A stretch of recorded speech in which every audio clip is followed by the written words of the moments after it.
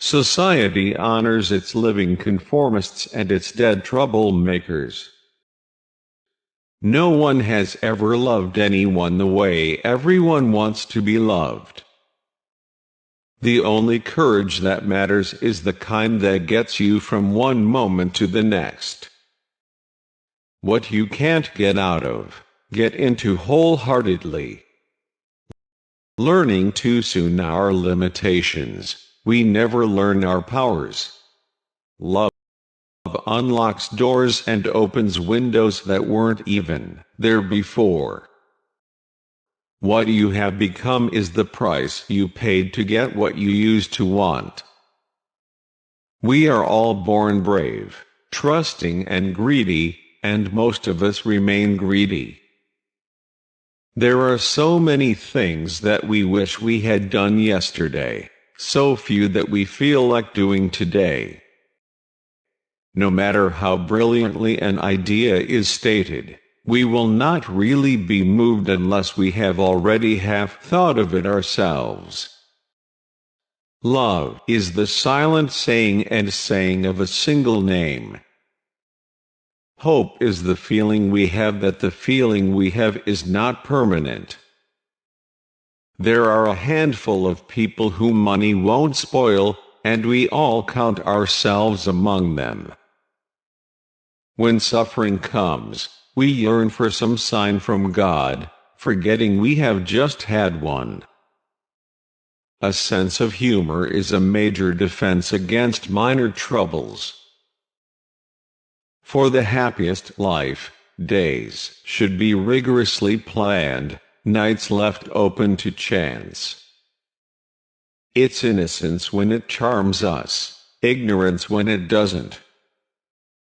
Every society honors its live conformists and its dead troublemakers. We all become great explorers during our first few days in a new city, or a new love affair. Courage can't see around corners but goes around them anyway. The proud man can learn humility, but he will be proud of it. I'm glad I don't have to explain to a man from Mars why each day I set fire to dozens of little pieces of paper, and then put them in my mouth. Our strength is often composed of the weakness that we're damned if we're going to show. Most sermons sound to me like commercials, but I can't make out whether God is the sponsor or the product.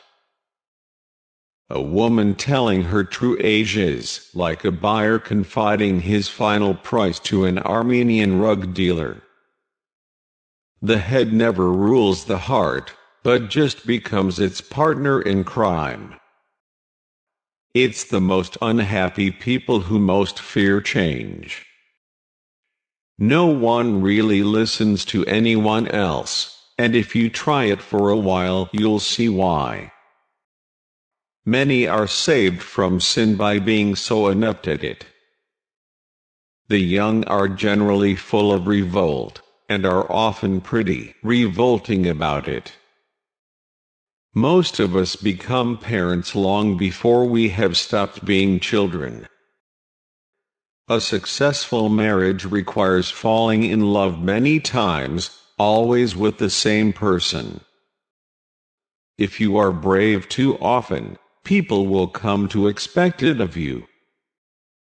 Likely as not, the child you can do the least with will do the most to make you proud. We'd all like a reputation for generosity, and we'd all like to buy it cheap. If I knew what I was so anxious about, I wouldn't be so anxious. Even cowards can endure hardship. Only the brave can endure suspense. In the arithmetic of love, 1 + 1 equals everything, and 2 - 1 equals nothing. There is always some specific moment when we become aware that our youth is gone. But, years after, we know it was much later. We lavish on animals the love we are afraid to show to people. They might not return it. Or worse, they might. Youth is not enough. And love is not enough. And success is not enough. And, if we could achieve it, enough would not be enough. It is important to our friends to believe that we are unreservedly frank with them, and important to friendship that we are not. Albert Einstein, when asked what he considered to be the most powerful force in the universe, answered, "Compound interest. What you have become is the price you paid to get what you used to want." It took man thousands of years to put words down on paper, and his lawyers still wish he wouldn't. If you made a list of reasons why any couple got married, and another list of the reasons for their divorce, you'd have a hell of a lot of overlapping.